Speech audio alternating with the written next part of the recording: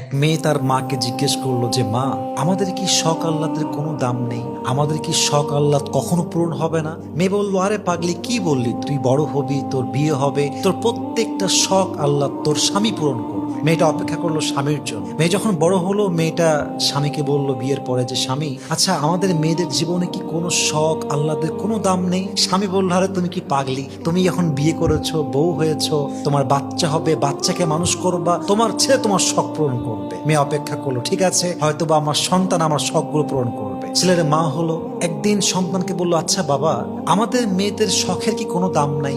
আমাদের আহ্লাদের কোনো দাম কি পৃথিবীতে নেই? সন্তান বলছে, মা তোমার কি মাথা খারাপ? তোমার বয়স হয়ে গিয়েছে, তোমার এক পা কবরে ঢুকে গিয়েছে, তুমি এখন আল্লাহ বিল্লাহ করবা, কবরের ফিকির করবা। তখন মেয়েটা বুঝতে পারলো যে আসলে পৃথিবীতে নারীদের শখ বলতে কিছু নেই। পৃথিবীটা নারীদের আহ্লাদ পূরণের জায়গা নয়, নারীদের প্রথম এবং শেষ